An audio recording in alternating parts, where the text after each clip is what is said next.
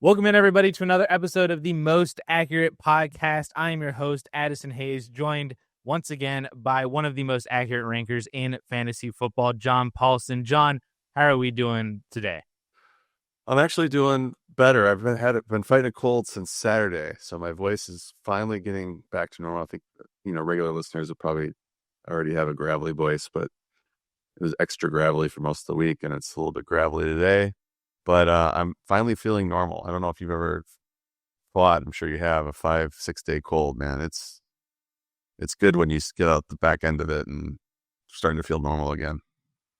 Yeah, for sure. Those are especially in the summer. You're like, what the heck am I doing being sick in the middle of the summer? It's so weird. Usually that's like a winter thing. So when I had it in July, so it's so weird and demoralizing. But anyway, you know what else is kind of demoralizing? That's a bad transition. Today's topic is going to be players that John and I did not want to draft in fantasy football drafts this year. It kind of sucks to be negative.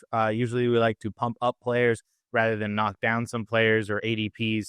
But it's an important thing to where, it's just as important to draft breakout players as it is to avoid the landmines within drafts themselves. So we wanted to run through position by position, highlight a couple of players that we are just not drafting at their current ADPs. So, John, we can just kick it off with the quarterback position here. The first player that we have highlighted is Patrick Mahomes. He is ranked as the quarterback 7 in your projections, but ADP has him at the quarterback 6 spot. Going in the 5th round. This is late 5th round. Basically 1 round after Jalen Hurts and Joe Burrow. He's being drafted ahead of Baker Mayfield, Bo Nix, Kyler, Dak, Purdy, all these other guys that, a couple of those guys just straight up outproduced Patrick Mahomes last year. He has not been the fantasy producer recently that he was to start his career. And I think just because of the name itself, it's Patrick Mahomes, and he still has that upside that he has Xavier Worthy. Rashee Rice will be back at some point this year. He still has Travis Kelce, still has Hollywood Brown. Jalen Royals is a very interesting day 3 pick that they added in this rookie class. There's weapons there, but it just doesn't seem like the formula for Patrick Mahomes right now is winning with throwing the ball, and that's worked for them for a couple of seasons now. So Patrick Mahomes, we are not drafting. Yeah, and it's not so much I don't like his fantasy upside or his ability in fantasy football. He obviously is a fantastic player. But just lately we haven't seen the same sort of fantasy production that we saw from 2020 to 2022, or even before that. 3 straight top 4 finishes in that range. But over the last 2 seasons, he's finished QB 7 and QB 10. I didn't pull his per game averages, but I would bet that they're a little bit lower than that because of, his ability to play through injury, and, he's playing full seasons generally. So you're just not getting sort of the high end QB1 numbers that we've seen. And now he's being drafted as QB7 or QB6. I think he's QB6. I have him, I believe, ranked QB7. Which means I guess there's a scenario where I could end up with him if he were to slip an extra couple rounds, but he's just not going to. He's too big of a name to drop to the 9th, 10th round. And there's too much depth at the position for me to pull the trigger on him when I can get other players that'll probably put up similar numbers or better, just given his recent production and their recent production later on in the draft. So as you mentioned, it's just the offense has changed a bit. And he's just not the elite fantasy quarterback that we've seen. And if I'm missing out on, Lamar Jackson, Josh Allen, I might pull the trigger on those guys. I went into great detail in this in Draft Day Strategy, which was just released this week. So check it out if you haven't already. But as I outline my strategy, you can kind of see why I'd be avoiding this tier of quarterback, and Mahomes certainly falls into that category as the biggest name on that list. I pulled up his point per game numbers in 2023 and 2024. He was still inside the top 12 at the position in both seasons. So he is producing as literally like the last startable quarterback in regular 12-team leagues. It just doesn't feel like that at all, and it's certainly not substantially different than a lot of other quarterbacks. He was outproduced by Brock Purdy, Sam Darnold, Bo Nix, Jared Goff last year on a points per game basis. He was 2/10 of a point per game better than Kyler Murray, which I think just a lot of people really soured on Kyler Murray last year with his up and down every single week. You couldn't predict it. Patrick Mahomes was right there. He was but a point per game better than Tua and Justin Herbert. So I think that just highlights that Mahomes is just not the same kind of guy that he used to be. Actually, since week 8 in 2023, he only has 5 games over 20 fantasy points. And he has 9 games under 15 fantasy points, which I think is pretty crazy because he started 2023 really, really well. But then that transition kind of happened mid-season. Obviously, they made the Super Bowl that year. They made the Super Bowl last year. So the formula is working for them as a team. They don't care about us for fantasy football. But yeah, that name value really is still holding him up there in this 5th round ahead of a lot of guys who either have similar upside but a higher floor or just will straight up outproduce him later in drafts. Another name that we are not drafting at the quarterback position going much later than Patrick Mahomes. He's down in here in the 10th round, but has a lot of upside is Caleb Williams. He is going, like I said, in the 10th round around quarterback 14 or 15. You have him at quarterback 16 in your rankings. It's just that the upside of year 2 with Ben Johnson. They have DJ Moore. They have Rome Odunze. They added Luther Burden and Colston Loveland in the draft. They shored up their offensive line. There's just, for a couple years now, it seems like the Chicago Bears have been winners of the offseason, and that has just never translated into actual NFL gameplay. And thus, then fantasy managers get disappointed by some of the assets that they then draft from the Chicago Bears.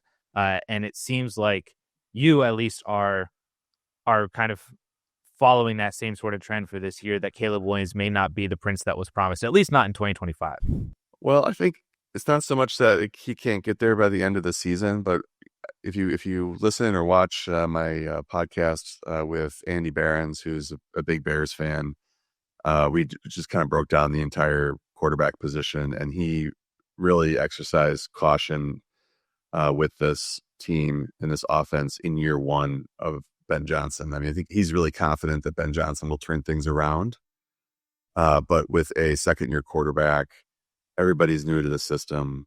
Like it might take a while, is what he was saying. So if you really, at this point in the draft, if you're looking for your QB1 and he's going off the board, whatever, and you're expecting him to start immediately for you in September, you can't afford to have 4 or 6 games where you're really struggling. And there are just players that are in better situations with more continuity in that same range and below, like Justin Herbert, Jordan Love, who's probably my favorite value on the board, Brock Purdy, Jared Goff, Kyler Murray, Dak Prescott, etc. I just don't know that I want to take the risk on Caleb Williams outproducing all of those guys or most of those guys in his year 1 in offense. And then I also saw a video of him 10 yards away from a ball net thing, and he couldn't hit the broadside of a barn.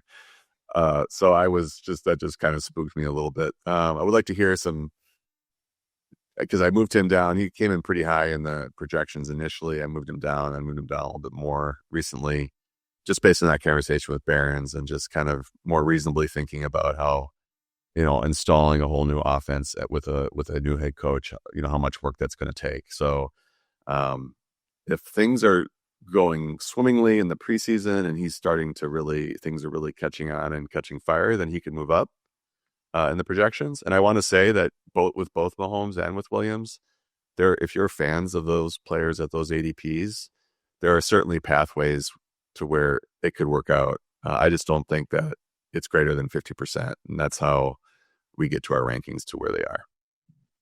Caleb is not starting in the first preseason game this weekend. Ben Johnson announced that it was going to be Tyson Bagent. I still don't know how to pronounce his last name.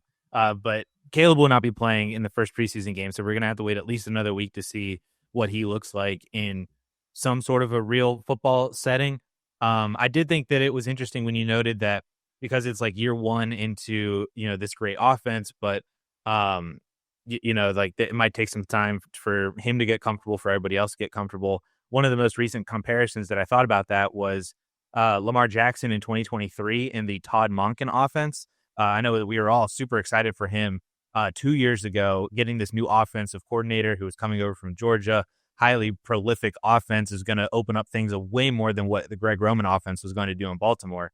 The first 6 games of the 2023 seasons, the first 6 games for Lamar and the Todd Monken offense, was not super impressive for him.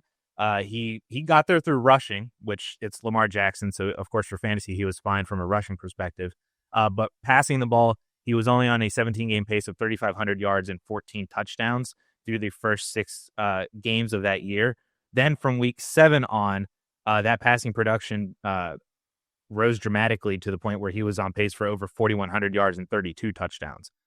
So, once he kind of got comfortable mid-season in October, things started to get rolling. And then year 2, last year was the major year for Lamar Jackson in full comfortability with the offense and the weapons around him. So I'm wondering if we might see something similar to Caleb Williams this year, where he already wasn't all that great last year. Now you got a new kind of maybe more intricate offense and new weapons to get used to with a couple of rookies this year. It may not gel immediately.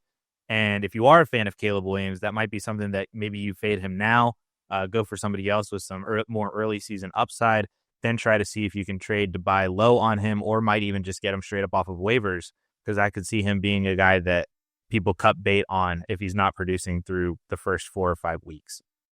So that would be the 2 quarterbacks that we are not drafting in fantasy football right now at their current ADPs. We can move on to the running back position, because I have a kind of a similar argument that I just made in terms of like it might not work out early on for Caleb, but it might be something that you look at mid-season as a buy low or possibly even a waiver pickup. For me, that is running back RJ Harvey, rookie running back for the Denver Broncos. He's coming in the 6th round at RB24 off the board. This is nothing to do with this does not have anything to do with RJ Harvey's placement on the depth chart as like 5th on the running back at the running back position for Denver. That's just a Sean Payton thing, and that doesn't concern me whatsoever that he's listed behind Audric Estime and Jaleel McLaughlin early on. But it does, I think, indicate slightly that Sean Payton is not changing his previous approaches to rookie running backs or just the running back position in general because of RJ Harvey. Alvin Kamara obviously was a very good prospect as well, drafted in the 3rd round to the New Orleans Saints, is the guy that a lot of people want to kind of attach RJ Harvey to in the Sean Payton offense. But as a rookie, he competed with Mark Ingram and Adrian Peterson. It was kind of obvious that he was better than both those guys, but it just didn't really matter. He was RB17 through the first 7 weeks, but that was really primarily thanks to one 25-point game where he had massive receiving usage in that game. The other 6 weeks, he scored 8, 11, 13, and 15 PPR points, which was 11.4 PPR points per game on average to the other 6 games, which was the 2024 equivalent to guys like Ramondre Stevenson, Brian Robinson, and Austin Eckler.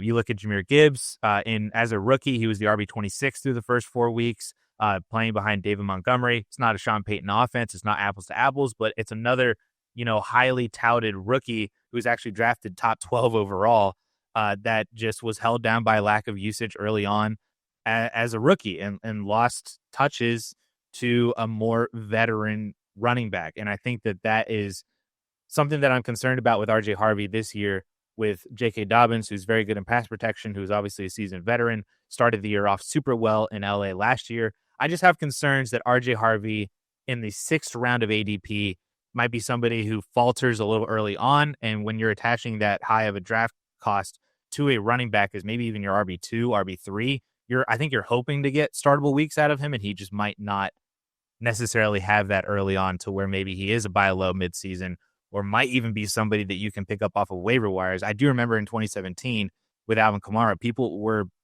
picking him up off of waivers in like week 3 or 4 because he wasn't doing well. So I'm a little concerned about RJ Harvey. I think he's a little too rich for my taste right now in the 6th round. I don't know how you feel about him.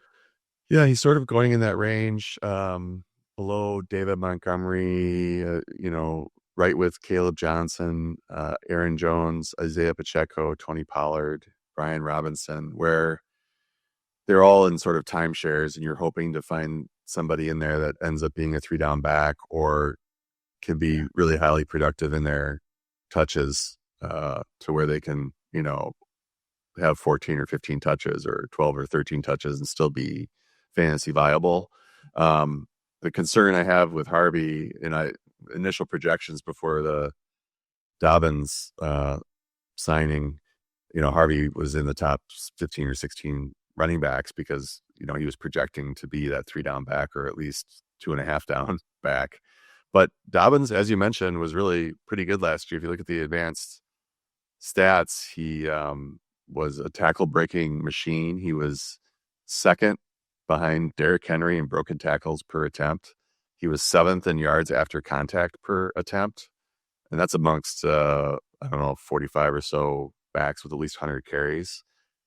So, there's a real good chance that he has a sizable role, Dobbins. And he's also, as you alluded to, a much better pass blocker than Harvey is at this point in their career. So this just adds up to snaps that Harvey potentially isn't going to be on the field. Now, Sean Payton may have other plans and ultimately decide to feature him, but it's just shaping up to be a committee, and Dobbins is good enough to sort of hold that RB1B job down the entire season. Yeah, Alvin Kamara finished as the PPR RB3 as a rookie.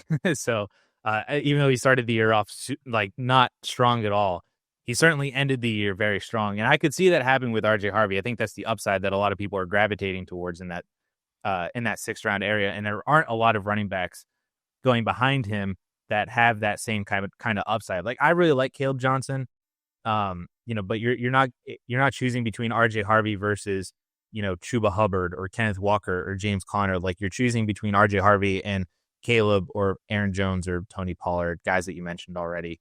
To where I understand the upside argument for RJ Harvey there. I just worry that he might not be a good start early, and that might cause some people to falter a little bit and think, hey, maybe he's not actually going to do what I thought he was going to do. And then that might be an opportunity early in season to take advantage of some depressed value for him. But moving on, we have our next running back is Travis Etienne going off the board around RB34-ish, and that is in the 9th round of drafts. You have him ranked at RB52, though. I think we talked about Tank Bigsby last week as it seems like the guy who's going to be the RB1 for the Jacksonville Jaguars, or at least with the J.K. Dobbins role to Etienne's RJ Harvey's receiving role in that backfield. But it might be a slippery slope. So I talked a lot about RJ Harvey. Why don't you break down why we're not drafting Travis Etienne? Yeah, I mean, it's just a really dicey backfield in Jacksonville where we don't know exactly how it's going to shake out. But based on what we're hearing from camp, it's Tank Bigsby getting the first crack and looking pretty good in camp. So if you assume, and he ran really well last year, I think he led the league in yards after contact per attempt, surprisingly, but not a big pass catcher. And Etienne is getting most of the passing down work and is having touches schemed for him that way. But we also have the rookie. Bashaw Tootin. Yeah, Tootin. So we're getting to the point where, or we already were at the point, and I think things are maybe shifting a bit, where Bigsby was the 3rd back drafted in that backfield, which just means I think the other 2 guys are being overdrafted, and Etienne is being drafted, I think, on name recognition mainly, because he was, I think, a 2nd or 3rd round pick last year, underproduced, and I think people are just hoping that he bounces back and has a good season. But I think the playing time and the touches just aren't going to be there for him. So he's just, for me, it's a hands-off situation for Etienne. He's way overdrafted, and I just won't be getting any of him at this ADP. I think it's not so much that he's overdrafted so much within the running back position itself. I do think, kind of similar to RJ Harvey, that if you wanted to spin a certain narrative, he might have the most upside of the running backs at that range. But there's a lot of other really good players at other positions in that 8th, 9th, 10th round range. At wide receiver, you could take some shots on tight ends. You can grab a quarterback in that range, to where it just doesn't make sense to go for Travis Etienne, and there might be guys who have similar weekly production as him. If he doesn't hit that, ultimate ceiling upside, hope that maybe he returns to what he was in 2022 and 2023. That you can just get maybe similar production later, like out of Austin Eckler or something like that. Yeah, I mean, he's going one spot behind Jordan Mason. I'd much rather have Jordan Mason. So, I mean, and then Cam Scatterby is going 2 spots ahead of him. J.K. Dobbins going 1 spot after him. I just would rather have those other players, given Etienne's situation. Well, speaking of situations and fading, a running back going way too high, I think, right now, just given what's going on with him. It is Joe Mixon. He is the RB22 still off the board in the 6th round. That has plummeted, I think, about 2 rounds. I think he was in the 4th round prior to all this injury news that has been happening to Joe Mixon. But you have buried him in your rankings. I was looking at the projections, and the projections look pretty solid if he's actually not healthy.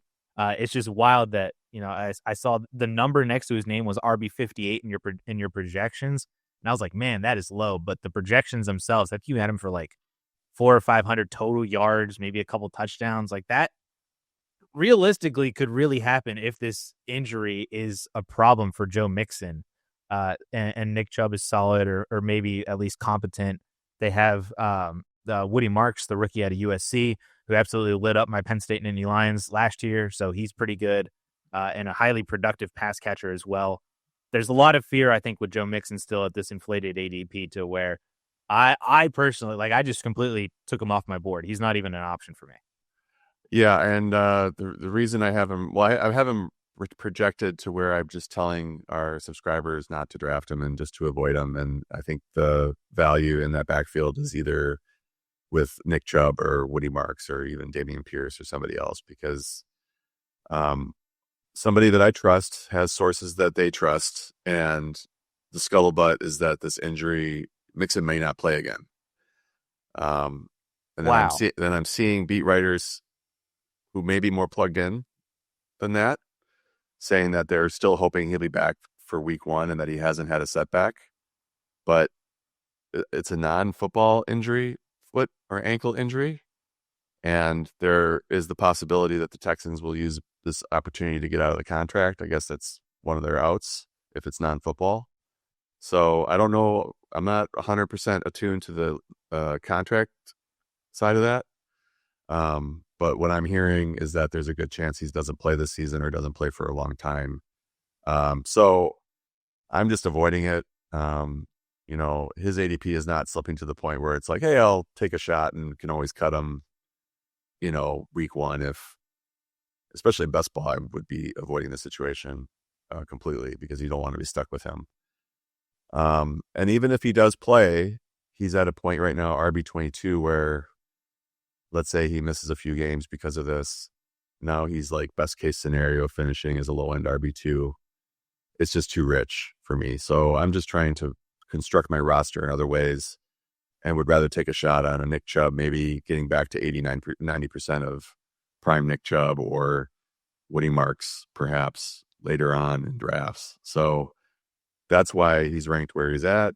Just what I'm hearing from sources within the team or close to the team, via somebody else that I trust, that it's a bad situation for Joe Mixon in his foot. So that's all I can say about that. Just out of curiosity, where is the line that you would pull the trigger on him? Like, Nick Chubb is a 13th round draft pick right now. I'd imagine that he probably maybe gets up into the 12th as Mixon continues to fall a little bit, especially as August continues to go on and there's maybe more concern around Mixon.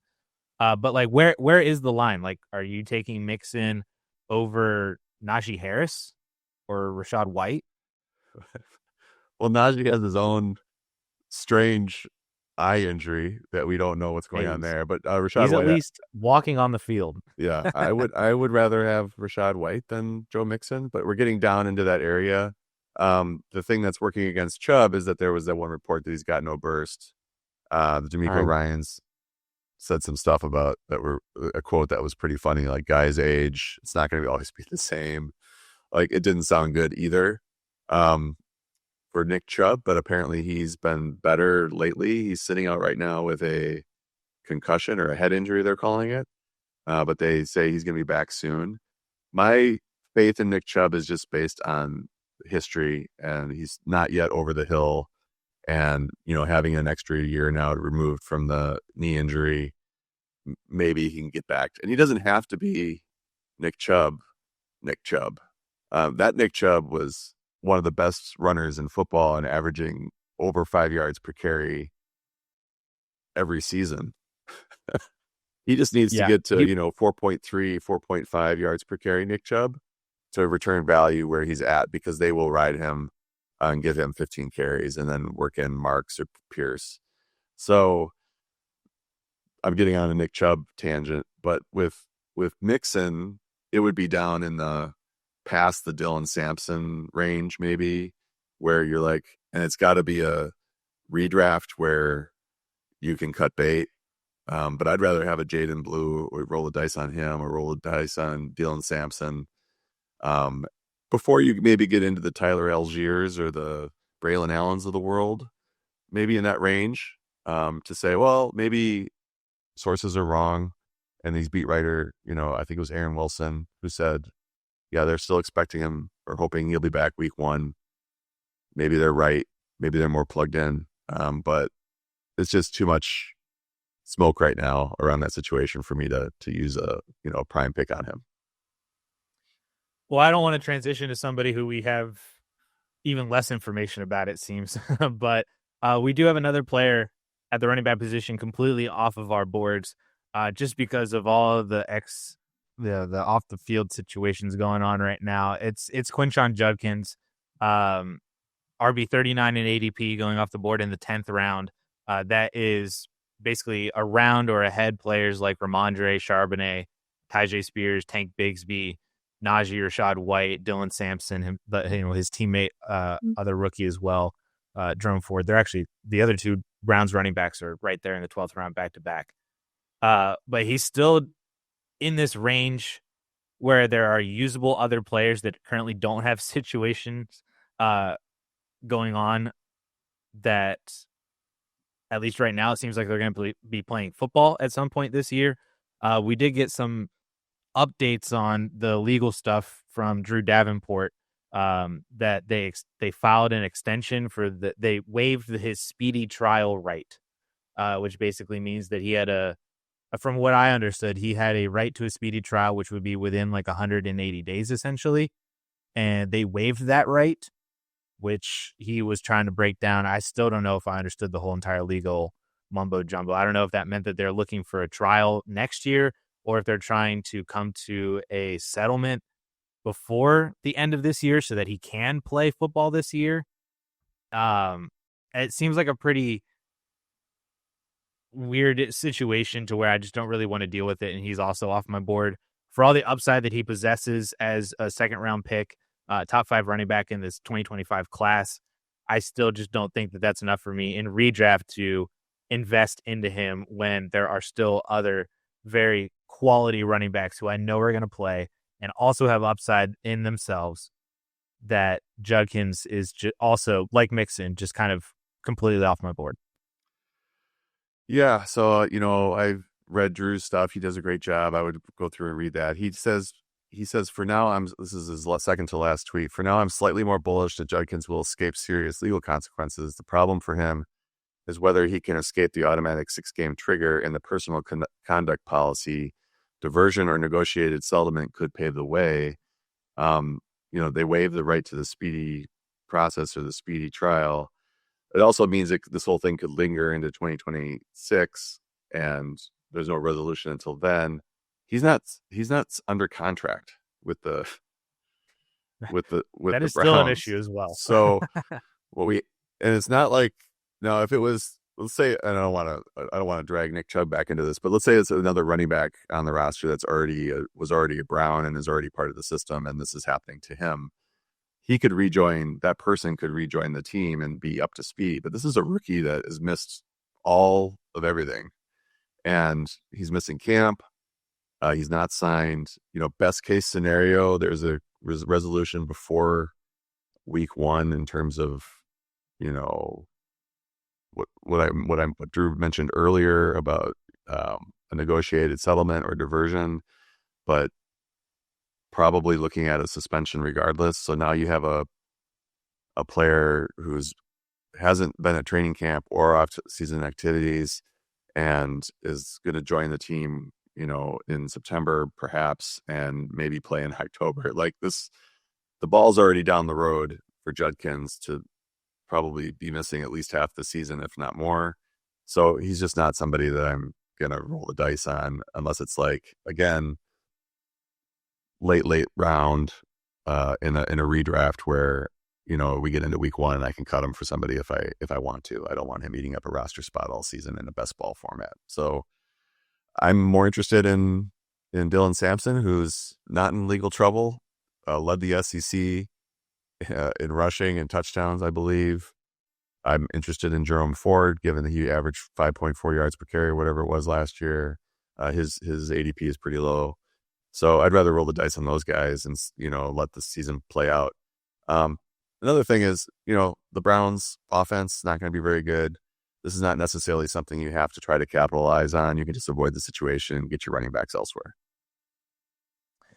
Let's move on to the wide receiver position. We have another couple of names here. We can start. I don't. This actually just ended up going this way, but it ended up being listed off in ADP order. So the highest drafted wide receiver that we are fading right now is Jaylen Waddle, coming off the board in the 6th round around wide receiver 30. You have him ranked at wide receiver 38.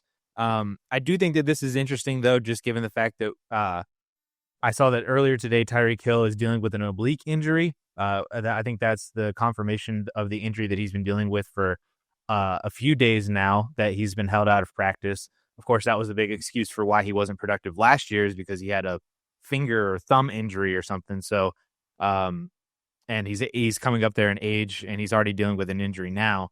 So that might lead people towards drafting Jaylen Waddle as maybe the wide receiver 1 for a couple weeks. He does come with that inherent upside, but we are fading him here in drafts right now at this 6th round ADP. Yeah, and this is a tough one for me because I really like Jaylen Waddle. In my, I don't know if I guess it's a fantasy, but when I was high on Waddle a couple years ago, and every time he scored a touchdown, I would tweet out a GIF of a penguin waddling around. Found all the different GIFs or GIFs. I don't know how you say that. I think it's GIFs. And suddenly he started doing the waddling touchdown dance, and I was like, "Oh, does that have anything to do with all the GIFs?" I don't know. I like to think so. Maybe. So the issue here is that last year, with Tyreek Hill underperforming, I would say he had a very disappointing season. Waddle didn't step it up and didn't do any better. He averaged 4.1 catches for 58 yards, 0.2 touchdowns on just 5.3 targets per game in 10 games with Tua Tagovailoa. So that's alarming production, and I just can't justify ranking him anywhere near his positional ADP right now. If something were to happen to Tyreek, if he were traded or had some sort of season-ending injury, then certainly Waddle would be moving up, and I'm a believer in his talent and everything. I'm not getting the same great vibes from this passing game, and specifically with Tagovailoa and Waddle's connection as of last year. Now, the big thing that changed is that Jonnu Smith is gone. They're trying to replace him with Darren Waller. I don't know how that's going to go. Waller hasn't been practicing, but they're hoping to have him back for week 1. I do think that Waller can do a lot of the things that Jonnu did last year, but I don't know if that whole role is going to stick now that Jonnu is gone, because Jonnu is you could argue that he's a different athletic animal than Darren Waller is at this point in both of their careers. So there is a path for Waddle here to get back into that wide receiver 2 territory. I'm just not confident that it's going to happen. And just other players at the same draft, the 6th round, 7th round, that I'm just more excited about at this point in the draft season. He comes with, as I mentioned, that inherent upside if there were to be issues with Tyreek Hill, or if he were to be traded at some point, maybe at the deadline or something like that. But he also comes with that inherent downside of Tua's injury risks. So, we saw that offense completely just get destroyed when Tua was not on the field. And it seems like they haven't really done much to address it. They added Zach Wilson as their backup quarterback, which I don't even know. I don't know if that's a good thing or not for him versus Skylar Thompson. But well, he's if left-handed, right? So at least they're catching balls from the lefties. Is Zach Wilson a lefty? Is he lefty? I thought he was. No, I think he's a righty. All right. I think he's a righty. They have Quinn Ewers as well, the rookie out of Texas, which I feel like most Texas fans would be like, yeah, that's not a positive either. So, yeah, when you're looking at Jaylen Waddle in that range, he's just a player that I don't like wide receivers like Jaylen Waddle as wide receiver twos on their own teams because they can be so good, but then there's other weeks where the offense just doesn't flow through them because they're not the wide receiver one on their teams, or they run the ball, they win with defense or anything like that, to where they can get so easily game scripted out that I just do not like wide receivers like that. And the only reason why I want to draft players like that is to then trade them to people who think that to people who like wide receivers like that, and then just try to condense and consolidate. It's a dynasty strategy that I have that has worked well for me over the past few years in dynasty, and it's just trade all away from all of these kind of wide receiver twos like this. Like, there's another name that we'll get to in a minute here who's exactly like that as well. That I don't like having and then having to start players like Jaylen Waddle just because they're so inconsistent, and the ceilings are great, but the floors are crushing on a weekly basis. And Zach Wilson is right-handed, of course. I saw an Instagram post where they flipped the video and it said, imagine if Zach Wilson was left-handed. I think that's where I got it from. It shows him missing throws left and right from left-handed instead of right-handed. Well, maybe he would be better left-handed. I don't know. Next on the wide receiver list, though, is Jerry Jeudy, the Browns wide receiver 1, wide receiver 39 in your rankings, wide receiver 33 off the board in the 6th round. Not too far behind Jaylen Waddle in that same round. Jerry Jeudy, not a player that I don't like not having, or I don't like having. He's a player that I don't mind having on my roster. But I think a lot of people are really interested and intrigued by the upside of him as the wide receiver 1. They saw what he did to end the year last year with Jameis Winston. Hopefully that can translate to Joe Flacco this year, but the Browns have some major quarterback issues to where if Joe Flacco at 40, 41 years old or whatever it is, isn't as good, and they need to turn to somebody else, that somebody else probably isn't as good either.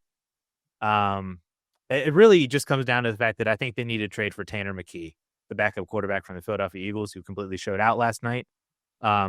I think they should do that. That would be a smart decision for Cleveland, and I would be much more in on Jerry Jeudy if they did that. But regardless, another player that I haven't been in on drafting this year, so I'm in complete agreement for why he should be a player that we should not draft this year. Yeah, and there's a case for him. He did finish wide receiver 12 last year, but was wide receiver 26 on a per game basis, which is, a lot closer to his ADP of wide receiver 33. I don't think his ADP is egregious.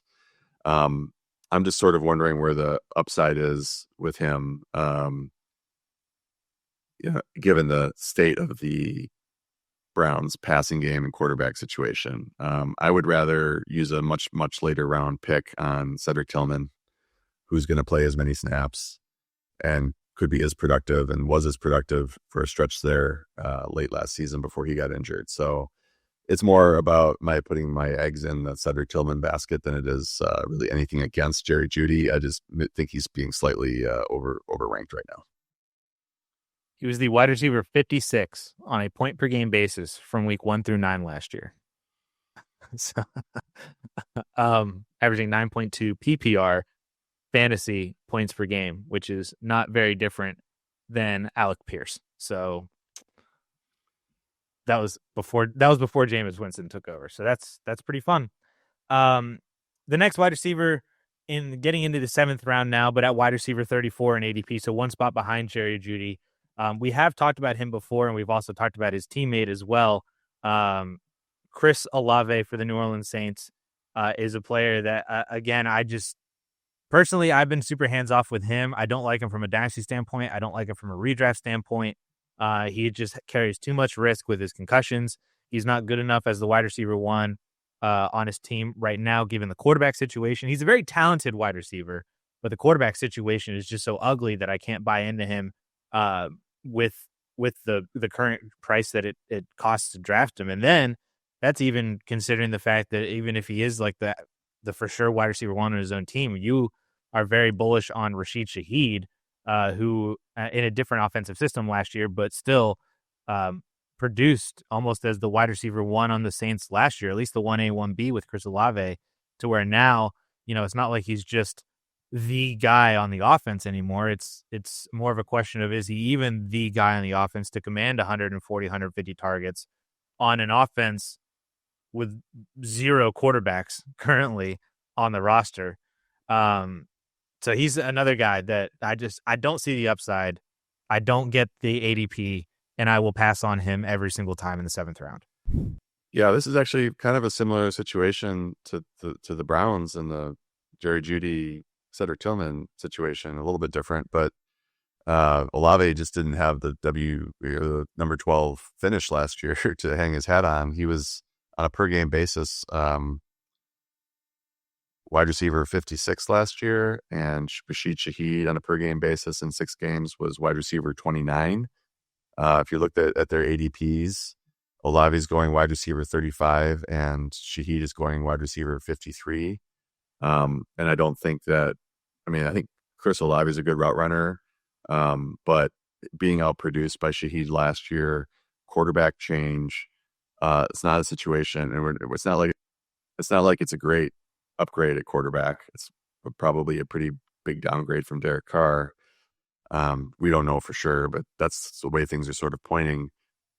This isn't a situation I want to be buying into Chris Olave where he's going, and that's why I'm not getting any of him. I'd rather roll the dice like I did with Cedric Tillman later in rounds or late rounds. I would rather do the same thing with Rashid Shaheed, who's going in the 11th round. That just seems a lot more appealing to me than Chris Olave in the 7th. I mentioned how Jerry Jeudy from weeks 1 through 9 was the wide receiver 56 on a point per game basis, averaging 9.2 PPR points per game.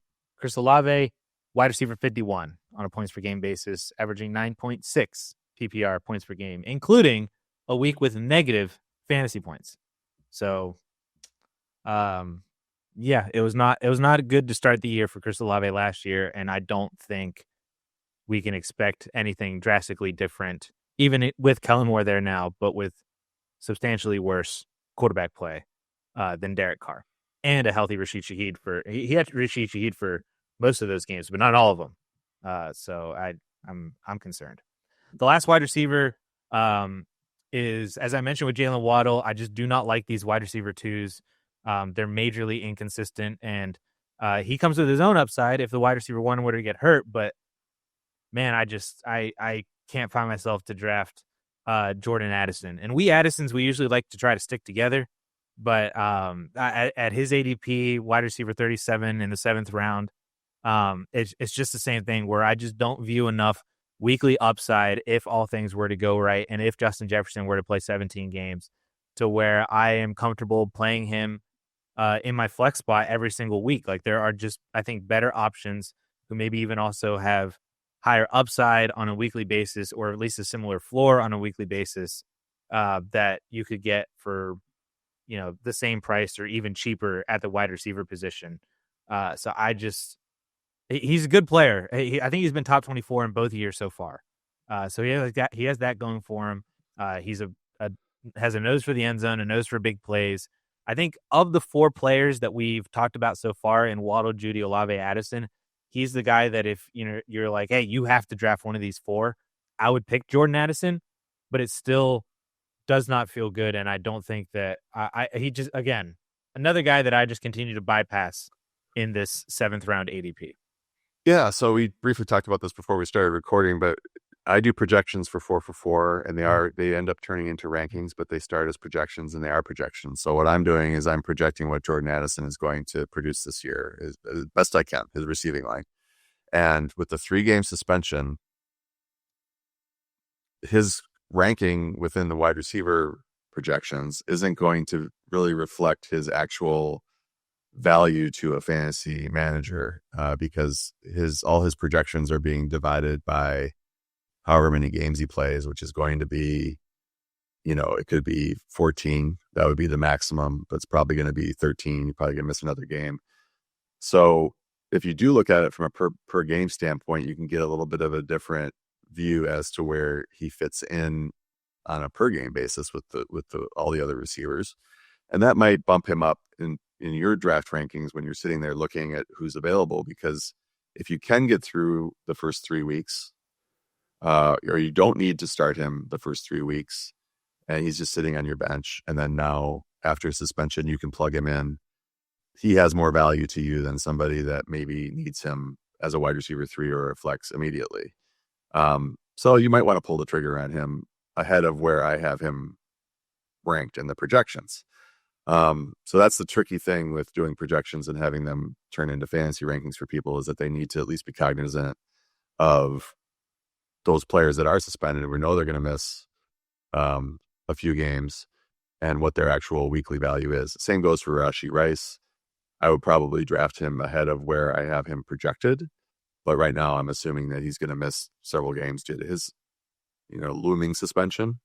But once you get him back, he's going to hold more value at that point. The other issue with drafting these types of guys is that they're eating up a roster spot for a month, and that's a spot that you can't be turning over trying to find starters for yourself. So that's the other issue, and that does, their opportunity cost there is a little bit high. So I'm not getting much Jordan Addison, because of where he's going right now.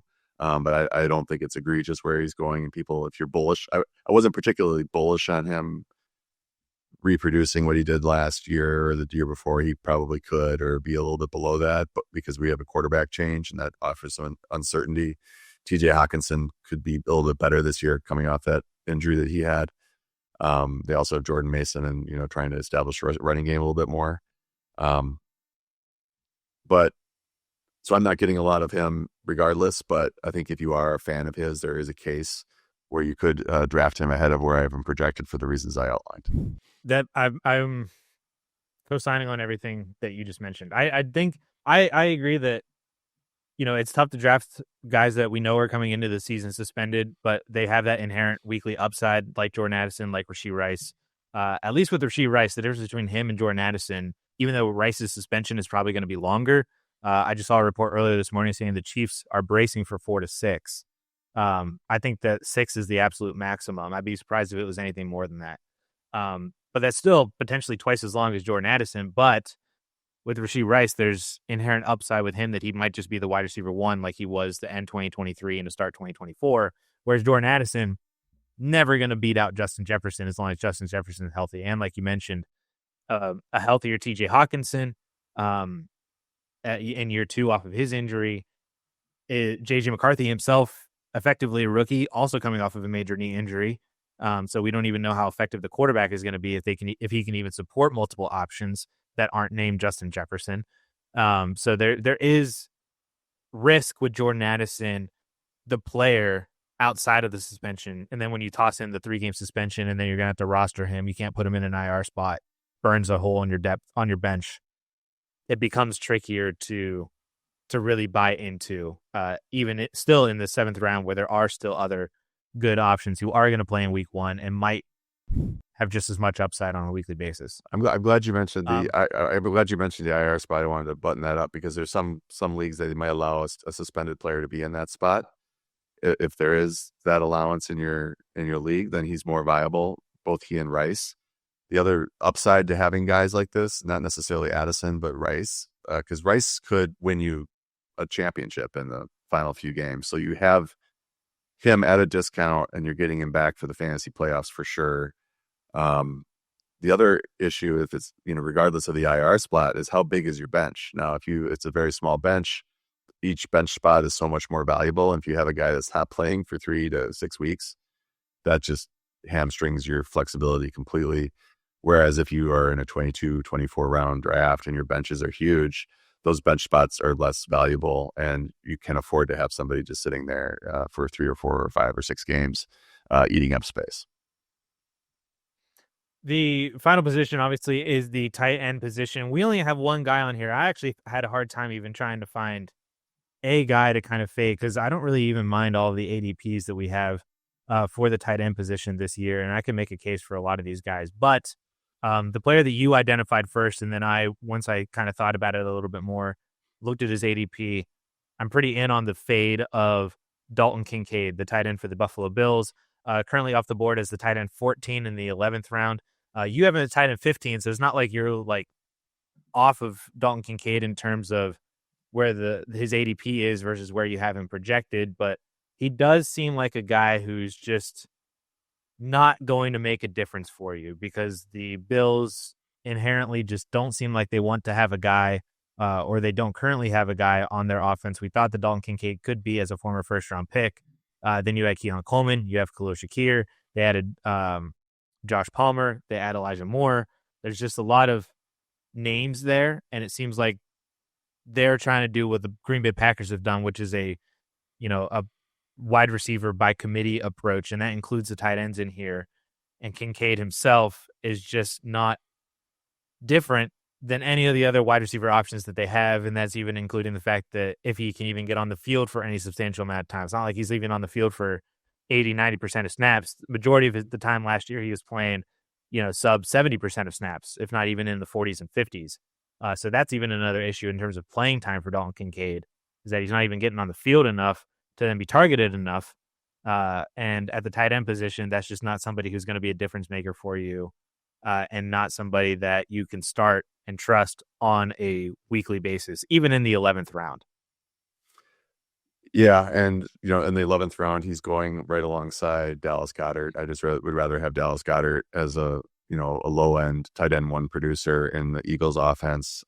We also talked about Goddard with Pat Fitzmaurice. Maybe we might have mentioned him with you, Addison, as well. He seems really positive about the offense and his role in the offense this year. He made some comments about that, so that's also a plus. So I just would prefer Goddard number one. So that means I'm never going to get Kincaid because they're probably going around the same place in the draft anyway. But Kincaid was 15th as a rookie. And you're like, okay, tight ends typically break out. The vast majority of tight ends break out when they do break out in the second year. He's actually gets worse. He finishes 26th overall, 21st on a per game basis. Just doesn't play enough or produce enough when Dawson Knox is available and Dawson Knox is back. So his yards per game, receptions per game, catch rate all declined from his rookie year. It's just not the sort of progress that you're looking for and expecting a third year breakout. Now, it still could happen. We have tight end breakouts that happen out of nowhere. We have 5th year, 7th year tight end breakouts. So it's possible if he puts it all together that he ends up with a nice tight end one season. I'm just not going to bank on it based on what we've seen. I just think there's better options out there. Dallas Goedert and Tucker Kraft, especially in the 9th and 11th range. I would also toss out, if you're looking for another tight end who isn't the top option, but is in a great offense like Buffalo, you have Zach Ertz 2 rounds later, obviously on a great offense in Washington with a great quarterback, has the upside to be the second or third option on that team with Deebo Samuel behind Terry McLaurin. Or if you're looking for a guy that is just going to play a whole bunch of snaps, maybe is in a solid enough offense and is a PPR guy, I don't mind the shot on Hunter Henry 2 rounds later than Dalton Kincaid either. And there were reports of, I think it was the joint practice between the Patriots and the Commanders that Drake May, A, was tearing up the Commanders defense, and then B, Hunter Henry had a massive target share in that joint practice. So he's obviously the most established guy. He knows the Josh McDaniels system as well. So not to, go too far off of fading Dalton Kincaid, but if you're fading Dalton Kincaid and you want some other options and you're down in this range, Goddard, Ertz, Hunter Henry, or take Tucker Kraft around earlier. Or I'm a big Tyler Warren fan. Yeah. Warren around earlier too. And then you won't even have to worry about drafting Dalton Kincaid because you already got your tight end position. So there we have it. Those are the players then that we are fading in 2025 fantasy football drafts. We appreciate everybody for tuning in, whether you are watching on YouTube or listening on a podcast. Thank you so much. Hit that like and subscribe button wherever you are. It definitely helps us out. If you are interested in viewing John Paulson's rankings and projections, especially as we go week by week with starts and sit decisions in season, or the draft day strategy article that he mentioned that just dropped this week. That is John's, entire strategy for fantasy football drafts this year. You can sign up for a subscription to 4for4.com and use the promo code YouTube at checkout. That'll get you 25% off of any plan. That's the basic plan or the betting and DFS plans as well. If you're interested in those, that 25% off coupon code YouTube will work for any 4for4 plan. So appreciate everybody for tuning in. We will be back next week with another episode and, of course, more content on the Most Accurate podcast itself. Catch you guys later. Have a good one.